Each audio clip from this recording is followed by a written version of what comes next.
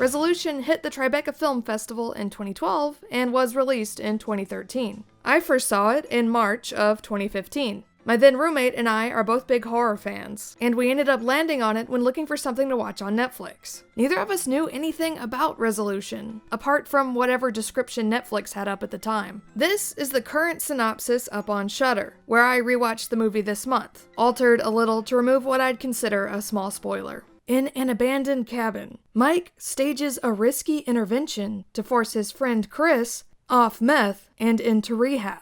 But what begins as an attempt to save his friend's life takes an unexpected turn when ominous threats start appearing around the house. And they realize that Chris's addictions are the least of their worries. A stirring debut from Justin Benson and Aaron Moorhead, Resolution crosses genre and boundaries into a heady, eerie gem. Benson was the writer, producer, co-director, and co-editor of Resolution. Moorhead was the co-director, cinematographer, co-editor, VFX artist, and colorist. They had initially met at an internship, and later started working together on short films and commercials. We actually met as interns at Ridley Scott's production company. It was my last day, it was his first day. We sat there at a table in the lobby, because they don't let you in where the real directors go. And we're sitting there like sharing an orange juice. Before making Resolution as their first feature together. Moorhead made his first feature when he was 19. Aaron Moorhead is just 19, but he's been making short films since he was in the 6th grade. Something that I didn't realize when I initially watched this movie was that when they made it, Moorhead was around 24 and Benson was around 28. I couldn't find Resolution's budget, but it does look like it was made for no money. And I mean that as a compliment. On the film's website, which I had to use the Wayback Machine to access, it mentioned that most of the budget was self-funded from Benson's film industry odd jobs, and that it was set in strange locations that his family owned in East County, San Diego. In a Tribeca film interview, also on the Wayback Machine, he said that his father wouldn't have to tear down a half-finished cabin if they used it as a film set, and that he realized that after 10 years of trying, that he might never direct a feature film unless he used 3 years of saved-up production assistant wages to fund it. In a 2012 Bloody Disgusting interview, Benson said, "While the defies genre classification part is accurate, we also proudly embrace that we are a horror movie. Even though Resolution is not an homage to anything in particular, and every decision we made went toward making something we'd never seen before, there is one horror movie tradition we firmly stuck to. Making the smartest, funniest, creepiest movie we could make, with whatever resources we could scrounge up." I think if we were inspired by one thing, it was the spirit in the horror genre of like, go out and do it yourself. We wanted to avoid horror cliches altogether.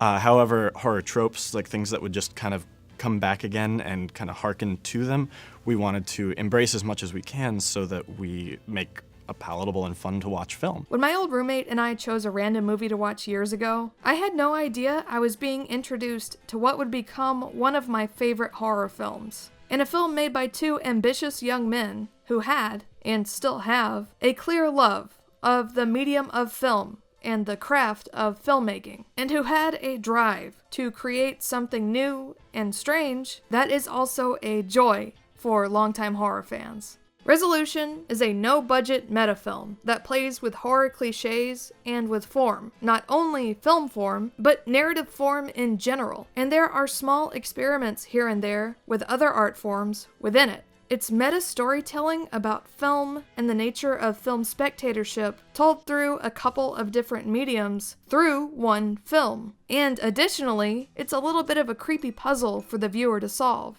In a 2012 Screen Anarchy interview, Peter Gutierrez asked Benson and Moorhead, "Is media, especially older media, inherently creepy? What's at work, either culturally or psychologically, that achieves that feeling of the uncanny?" Benson said, at the risk of sounding like a ridiculous undergrad philosopher, "Aren't old images, by some definitions, ghosts? Even cave paintings, but especially chemical or digital light imprints of a person. Throw that shit on beta or some dirty, mishandled celluloid, and it's better than chasing children in a bloody clown suit. Singing in the Rain is terrifying. All those dead people stuck singing the same upbeat songs over and over. It's creepier than a laugh track. And Moorhead said, and again with the hope I don't sound pretentious, but thing, film arguably might be the art form that most closely mirrors real life, but since it's not quite real life, it can be really unnerving. I talked about this in my Uncanny Valley essay, the uncanny nature of early sound film in particular, and some scenes in Resolution, as Benson and Moorhead suggest, touch on the uncanny nature of living human beings recorded on film or sound reels or photographs. How they can look or sound so real, but be representations of people who have been dead for years. Representations those people now have no control over, or how distorted representations can portray events that never actually happened. And how, as a spectator, it can be difficult to discern the age or the reality of what you're looking at, which can make you feel very uneasy. The band Vampire Weekend was sued for using a photograph whose subject never gave permission after the photographer, according to her, forged her signatures and lied to the band, who had no idea who she really was or how she had wanted her image to be used, but still found the old Polaroid of her compelling. I'm not going to show it here, so here's an old photo of me instead. But some people I know recently found an old photograph from many, many years ago in a house that they bought just a few years ago. And there's nothing inherently creepy about the photo itself, but finding a photo of a child from the 60s or 70s is very creepy. The same way flipping through an old yearbook that someone donated to Goodwill is. Who did this belong to? How did it end up here? If you find these anonymous or semi-anonymous old recordings and media creepy and interesting, then Resolution is a movie that you'd enjoy. The uncanny meta-narrative about art and spectatorship takes place alongside a story about two friends. One friend is a normie dude with a wife and a graphic design job, trying to absolve himself of his guilt that's built up over his best friend's decline, over possibly enabling him, over maybe not doing enough. And the other is that friend, a suicidal drug addict who has sequestered himself in a remote cabin so that he can die, alone, of addiction. Resolution is made up of vague suggestions that build on top of each other as the movie progresses. There are many moments of unexpected weirdness or comedy, and other moments that are strange or menacing, with the feeling of something being wrong hinted at and revealed further and further as the movie goes on. It starts off as a story about self-destruction on Chris's part, and what would drive someone to think they have the right to handcuff their friend to a creepy cabin to force them into sobriety on Mike's, with the horror elements then seeping in from the edges. One of the most charming and unique aspects of Resolution is that their situation is so painful and so extreme that when weird stuff happens or when outside forces threaten them, it doesn't faze them much. There is some sort of vague evil menacing these people that, as the film progresses, has possible sources or explanations hinted at, but the immediacy of Mike trying to force Chris to detox and go to rehab by handcuffing him to the cabin wall takes precedence, until the weird situations and clues Mike keeps encountering on his daily walks in the surrounding area become too much to write off or ignore. Resolution isn't shot like a horror movie. It looks like a standard low-budget independent film, or maybe a TV movie, and its look has both advantages and disadvantages. It's another aspect of there being two parallel lines of storytelling happening: the addiction dramedy and the weird, surreal, meta-horror film. I know some critics, and certainly some viewers, found this frustrating, or thought the film wasn't cohesive or concrete enough. But I enjoyed it, and found what some people saw as a lack of cohesion to be a bonus. Weird evil intruding on an independent film, to me, makes it even weirder. And, in scenes where it's played for laughs, funnier. Though a nicer looking or more developed visual style could have still served the same purpose. The budget sometimes shows in other ways as well. There's one brief visual effect that, watching up close on my computer monitor, doesn't look great. Vinnie Curran, who plays Chris, has great hair and isn't bony or ill-looking, so physically, he's not the person you'd picture being at the end of his downward spiral of meth and crack addiction. Though they call attention to this by having Mike briefly comment about all the weight he's lost and how different he looks now. Curran, despite maybe not looking the part, is still great in it. Peter Solila does well, but is maybe a little stiff compared to Curran's charming portrayal of a man finding humor in his own self-destruction. Their friendship is believable though, as is their situation situation. And this might just be a product of him playing straight man, both to a funny drug addict and to all the surreal weirdness happening around them. The way that Mike views Chris's addiction is off-putting, as is the scene where they reminisce over the fat and or ugly women they had sex with when they were younger,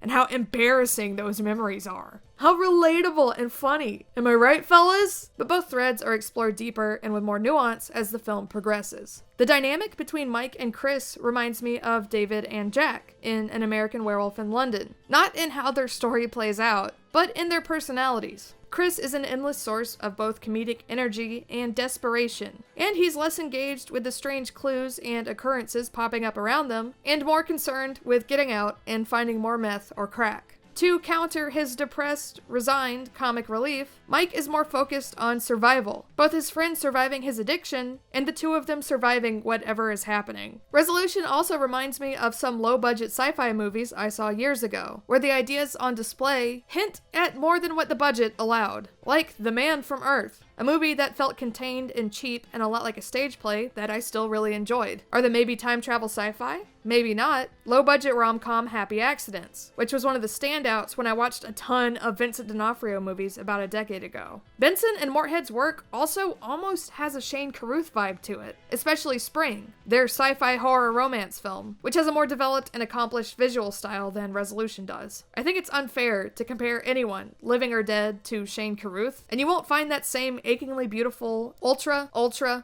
cerebral filmmaking here, but I get the same inspirational feeling of someone doing so much with so little, and doing it with sincerity and creativity from his films as I do Benson and Moorhead's. I decided I wanted to do at least one horror movie review for October, and I chose Resolution because it seems like a really great film that not a lot of people have seen. It's a movie I've recommended again and again because I love it, and because while people I know may have seen or heard of Spring or The Endless, Resolution remains criminally underseen. I want to reiterate that this movie was made by very young people on very limited resources. It's also not an experimental art film or a typical genre film, so don't expect either of those. Instead, check it out if you want to see a clever and unique meta film that reflects on the genre and on the nature of spectatorship, but still has some level of emotional grounding and humor. So we don't have a score in the film.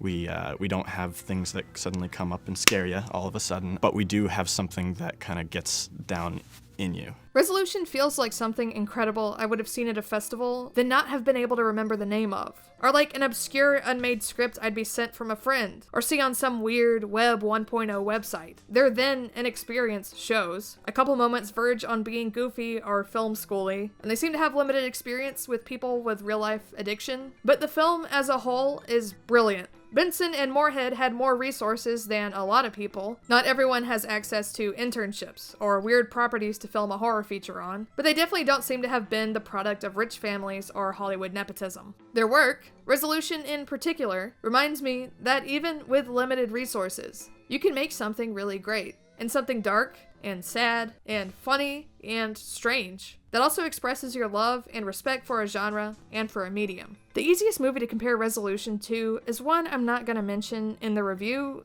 just because if you're here watching this, you're probably interested in seeing it without spoilers, and maybe not even spoilers necessarily. It doesn't line up exactly plot-wise with this movie. It's just a movie that it gets compared to a lot. I don't want to give anyone preconceived notions, or make you have a much higher budgeted movie in your head when you watch it. If you're curious, and stay until after the end tag of this video where I mention my Patreon and so on, at this timestamp, I'll say what movie it's somewhat similar, and often compared, to, but much better than. Because it's more sincere, more emotionally engaging, more intellectually engaging, and more genuinely creative.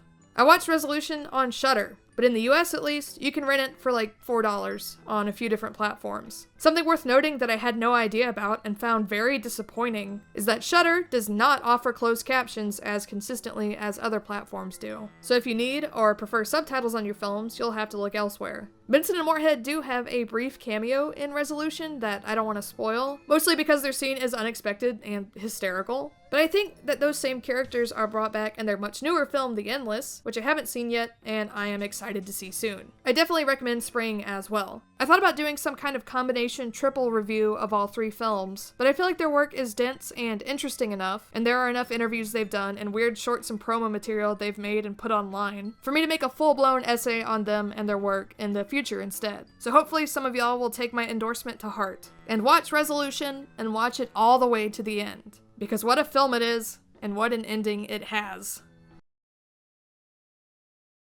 If you enjoyed this video and would like to support me making more videos, I have a Ko-fi for one-time donations and a Patreon for ongoing donations, and I have links to both in the description. Thanks!